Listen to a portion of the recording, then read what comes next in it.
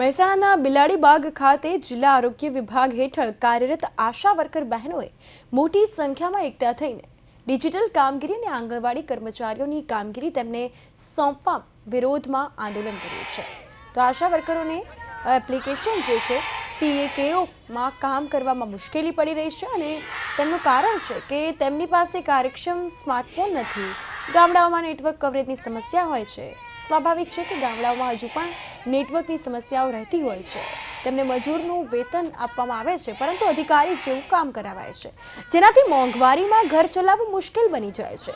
કામ ન કરવા પર કાઢી મૂકવાની પણ ધમકીઓ આપવામાં આવી છે, જેથી આશા વર્કરોએ ચેતવણી આપી છે કે જો તેમની માંગણીઓ નહીં સ્વીકારાય તો ગાંધીનગર સુધી આંદોલન કરવામાં આવશે। તમામ આશા વર્કર બહેનો એકજૂથ થઈને ચીમકી આપી રહી છે, તેઓની માંગ નહીં સ્વીકારાય તો ગાંધીનગર ખાતે આગામી દિવસોમાં આંદોલનની ચીમકી પણ ઉચ્ચારી છે।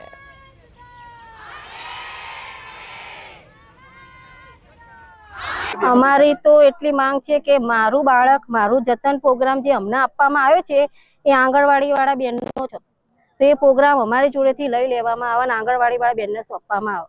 અને PMVY એમાં પોષણ ટેગમાં આંગણવાડી વાળા બેન નાખે પછી અમે ફોર્મ ભરી શકીએ છીએ, તો એ ફોર્મ બી એ આંગણવાડી વાળા બેનને જ આપે, એ ભરો। અમારે એ પ્રોગ્રામ લેવો જ નથી, અમે વિરોધ કરીએ એ પ્રોગ્રામ માટે। મારું બાળક મારું જતન પ્રોગ્રામ હવે સેમ એમ કાઢવાની જવાબદારી અમારી નહીં, આંગણવાડી વાળા બેનની, તો એ બધા પ્રોગ્રામ એમને હાલે, અમારા પ્રોગ્રામ એમને કેમ નહીં હાલતા? એમના પ્રોગ્રામનો અમને કેમ આપવામાં આવે?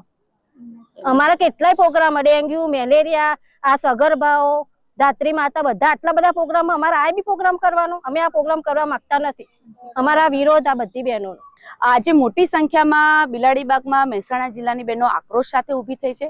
આશા વર્કર, આશા ફેસિલિટેટર બહેનો માટે એક વિકટ પ્રશ્ન અહીંયા આવીને ઊભો રહ્યો છે, અને પ્રશ્ન એવો છે કે જાણવા મળ્યું છે, બહેનોને PSCના માધ્યમથી કહેવામાં આવ્યું છે મિટિંગોમાં કે તમારે ટેકોની કામગીરી કરવાની છે।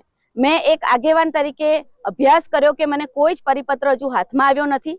ટેકોની કામગીરીમાં કરવામાં પ્રશ્ન પહેલો કવરેજનો ઊભો થયો છે કે ગામડાની અંદર કવરેજ નથી આવતું, મોબાઈલ નથી બહેનો પાસે સારી ક્વોલિટીના, રિચાર્જ કોણ કરી આપશે, લાભાર્થી ગેરહાજર હશે તો પછી બહેનોનું ઇન્સેન્ટિવ કપાઈ જશે, એ પણ એક વિકટ પ્રશ્ન છે। અને માની લો કે આ ટેકોની કામગીરી એમને કરાવી છે તો 2000 રૂપિયાના પગારમાં આવી અઘરી કામગીરી સોંપી રહ્યા છે, તો પહેલા પગાર તો ફિક્સ કરો બહેનોનો। ઇન્સેન્ટિવ પ્રથા છે તો ઇન્સેન્ટિવ પ્રથાને રદ કરો, લઘુત્તમ વેતન આપો, પગાર ફિક્સ કરો, બહેનોને તમે કર્મચારી ગણો તો કર્મચારી જેવું કામ કરશે।